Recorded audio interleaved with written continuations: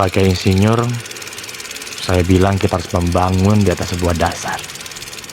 Dasar yang sudah ada, bukan dasar yang belum ada. Begitu juga negara Indonesia. Merdeka harus dibangun di leher dan bahu yang kokoh. Di atas dasar yang sesuai dengan sejarah kita. Dasar yang demikianlah yang menjadi falsafah kita. Kita harus bersama-sama mencari visi dan wawasan yang kita semuanya setuju. Ini bukan kompromis, tetapi kita sama-sama mencari satu hati yang kita setujui bersama. Kami, putra dan putri Indonesia, menjunjung bahasa persatuan, bahasa Indonesia.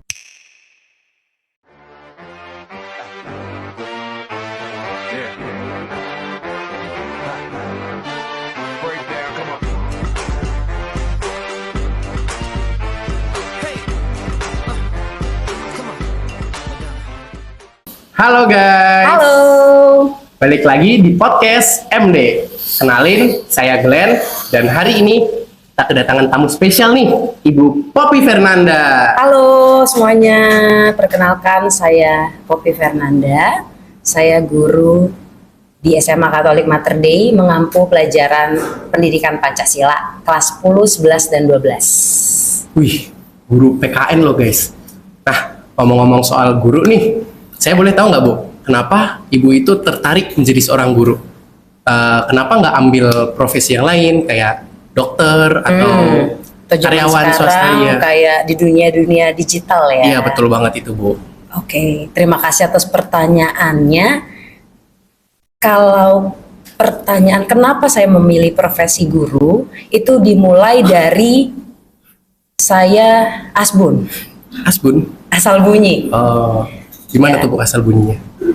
Kan kalau kita di jenjang TK, SD itu biasa ya, guru menanyakan, Cita-cita. ya, kayak anak-anak cita-cita kalian mau jadi apa? Pertanyaan itu sebenarnya untuk memupuk anak-anak juga kan. Iya. Nanti ke depan mau jadi apa? Udah ada tujuan dari kecil. Nah, karena saya lihat profesi di sekitar saya adanya guru, dan saya juga ada salah satu guru yang menjadi favorit saya saat itu, saya langsung menyebutkan saya akan menjadi guru. Nah, kemudian itu berlangsung terus-menerus sampai SD, SMP, SMA. Itu saya konsisten. Saat ditanya cita-cita, saya selalu jawab jadi guru. Tapi seiring berjalannya waktu, saya semacam mendapatkan panggilan. Berarti bukan cita-cita doang ya Bu? Ya, seperti saat SD itu saya punya teman-teman ya jauh di bawah saya, tetangga. Saya itu saat itu sudah kelas 6 SD. Tetangga saya ini masih TK dan juga ada yang kelas 1 SD. Di situ mereka seringkali meminta saya untuk mengajari berhitung, terus membaca, belajar bahasa Inggris. Nah, di situ saya dengan senang hati saya membuatkan berbagai bentuk soal yang sudah saya pernah pelajari sebelumnya di tingkat SD sebelumnya. Nah, di situ saya dengan senang hati, walaupun kadang mereka juga ya gimana, kadang nggak serius gitu. Tapi saya kayak ada rasa senang saat bisa menolong orang lain. Saat mereka bisa mengerjakan Saat mereka bisa mengerti. Nah, di situ makin terpupuk lagi saat saya SMA. Saya melanjutkan pelayanan di sekolah minggu dari 2018 sampai sekarang. Di situ saya makin membulatkan tekad saya untuk menjadi guru. Seperti itu kira-kira. Mengapa saya memilih profesi sebagai guru? Intinya karena saya awalnya suka dengan anak-anak dan saya suka atau memiliki kepuasan ketika bisa menolong orang lain gitu Glenn. Dan satu lagi, maaf ada yang Tambahan. ketinggalan Glenn. Salah satu yang menjadi alasan juga adalah karena nenek kakek saya. Nenek kakek saya itu profesinya guru juga. Dan saya melihat cucu-cucunya hanya ada, cucu-cucu kan itu banyak ya, banyak sekali, tapi hanya ada 1 atau 2 orang saja yang menjadi guru. Nah, saya juga ingin melanjutkan profesi kakek nenek saya menjadi guru. Gitu. Jadi gitu guys, ternyata alasan dibalik Bu Popi memilih guru sebagai profesinya untuk sekarang. Nah, Bu Popi ini kan guru PKN Bu. Yes, betul. Dan kita abis ngelewatin Hari Sumpah Pemuda kan Bu? Ya, 28 Oktober lalu, betul. Saya penasaran nih Bu, gimana sih cara Ibu sebagai seorang guru PKN untuk menanamkan kesadaran, nilai-nilai dan semangat Sumpah Pemuda kepada murid-murid di SMA Mater Dei? Oke, terima kasih Glenn, pertanyaan yang menarik. Kalau saya sendiri, bagaimana saya memupuk semangat peserta didik akan Sumpah Pemuda Cinta Tanah Air, yang saya lakukan adalah mencoba mengaitkan materi dengan kehidupan kalian. Contoh nyatanya ya Bu langsung. Iya, dengan contoh nyata kalian. Jadi saya memberikan langsung isu-isu terkini yang sedang kita hadapi. Yang lagi viral. Terus misalnya kayak materi tentang persatuan.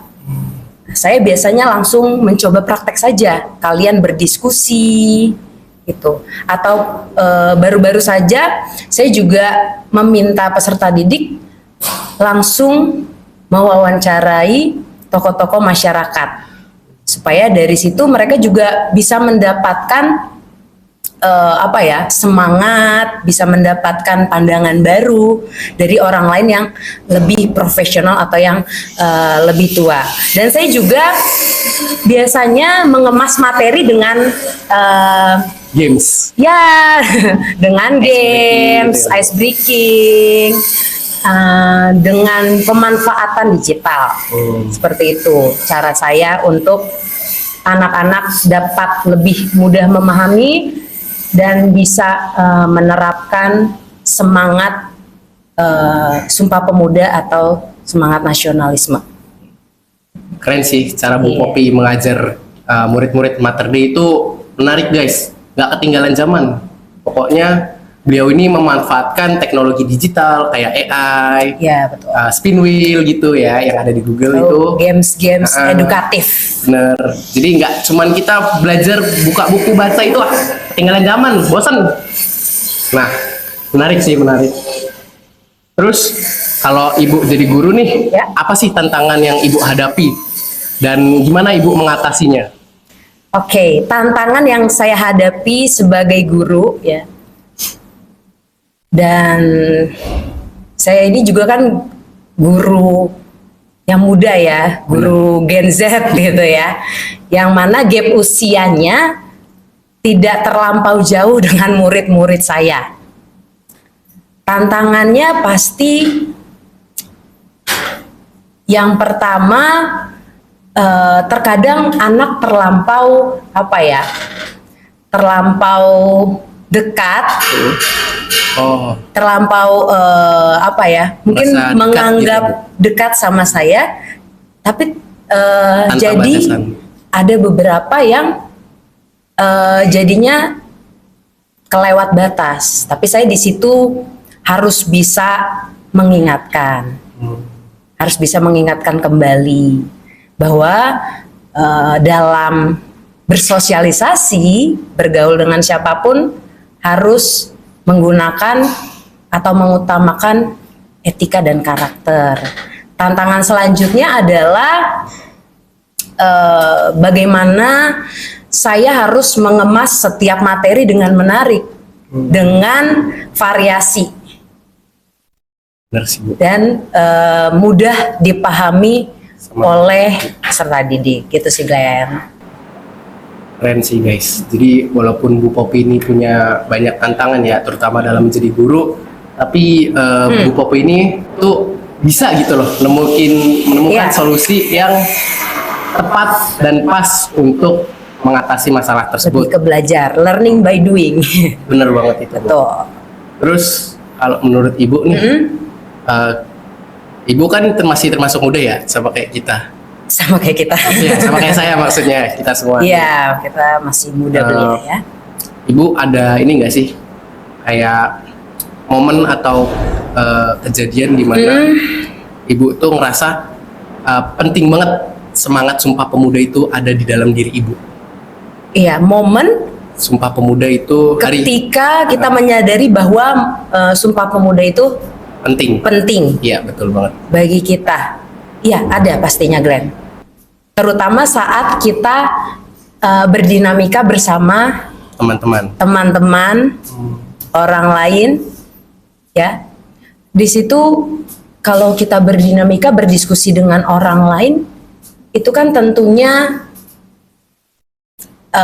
kita punya sudut pandang yang berbeda, Iya, benar. latar belakang yang berbeda, Benar banget. ya Glenn. Iya, setuju saya. Nah, di situ kalau misalnya ada perbedaan pendapat, Iya. ada misalnya apalagi perbedaan pendapat, ada Pandangan, beda pandangan. ya pandangan, terus ada ya kalau bahasa sekarang selek-selek dikit Ya, ya, itu dia, sering selek-selek terjadi. dikit. Nah di situ kita harus menyikapinya dengan kepala yang dingin, harus bermusyawarah ya, dan juga jangan gampang baper. Benar. Jangan gampang nanti tiba-tiba langsung menghilang begitu saja.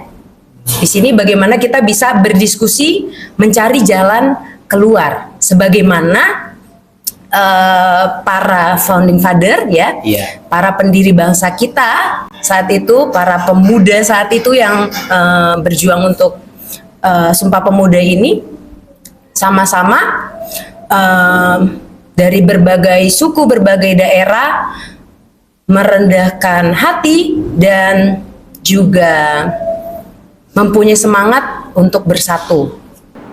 Biar Seperti Indonesia itu. bisa merdeka ya, Bu. Iya, gitu.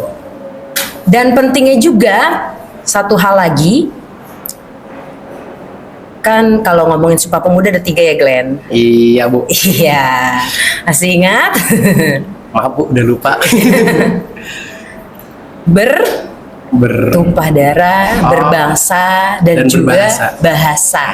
Nah, di poin yang ketiga terkait bahasa, kita juga harus sangat bersyukur bahwasannya kita punya bahasa Indonesia yang bisa menyatukan kita yang sangat berbeda ini.